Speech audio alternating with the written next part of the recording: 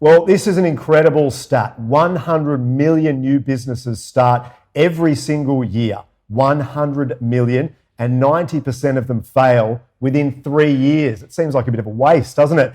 So how can we change that? That's the big question. Someone who has some idea is Simone Vincenzi, who is joining us live from London right now, I believe. Simone, hello to you. How are you? I'm incredibly well. Thank you very much, Hadrian. How about you? Really, really well. Just briefly, what is it like in London at the moment? Are you in lockdown? Are you out of lockdown? What's happening there? So in London, we are out of lockdown, so totally Yep. out of lockdown.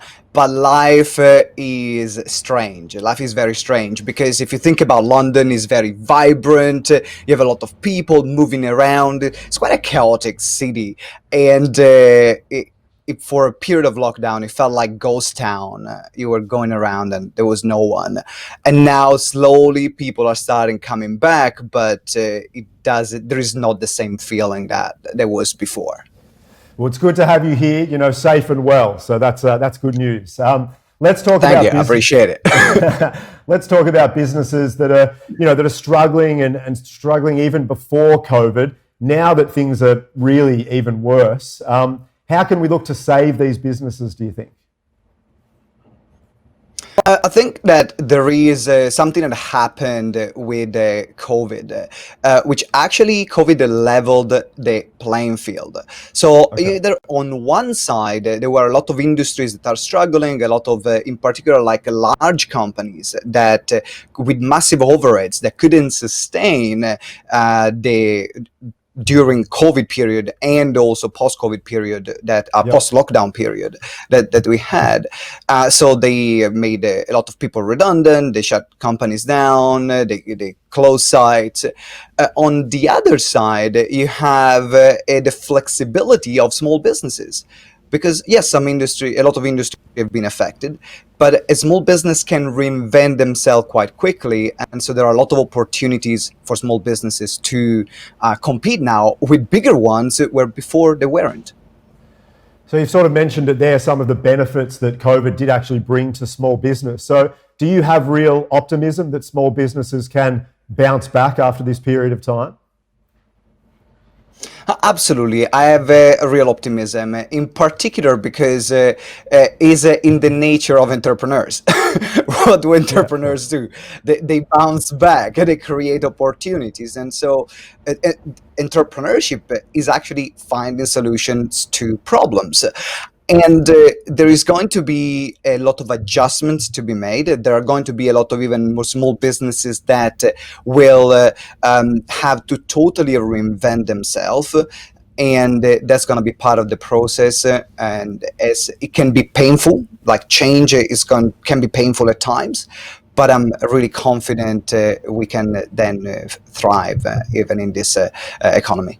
That's great. Yeah, we talk to a lot of business people, entrepreneurs here, and I really enjoy the optimism. Obviously, an incredibly difficult time, and it's probably easy to only focus on that. But now it's time to try and move forward where we can. So, if you're talking to a small business out there, what would you say to them? How can a small business thrive in a period after COVID in that sort of economy?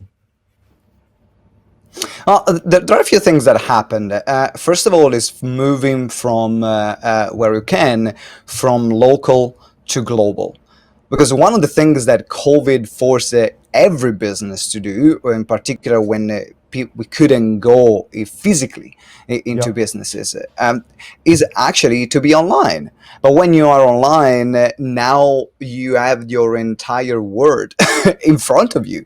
And so, well, maybe before you were charging in your local currency, for example, now you might change some offers and charging as well, maybe US dollars, which is the most common form of money, which is Yep. currency, which is the news. So that's one thing. So it's the going from local to global thinking. And another thing that we can do is then, and this is not new, but I think a lot of businesses, they must embrace it right now, is the power of social media. Is the power of social media that allows you to connect with customers all over the world. And while before, maybe you had people walking in front of your door, now So you need to be, as a business, in front of their door, which is their phone, their TV, their screen, their laptop.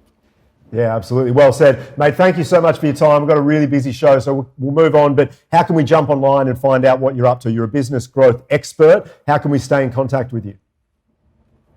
Absolutely. You can visit my site, which is www.gtex.org.uk. So it's www.gtex.org.uk. There are a lot of free resources there for entrepreneurs to help them navigate these particular times. And then you can get in touch through the website for private work as well.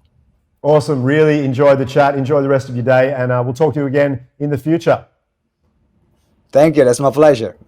Simone Vincenzi there, business growth expert based in London, of course, Italian. Great to have him for the first time on the show.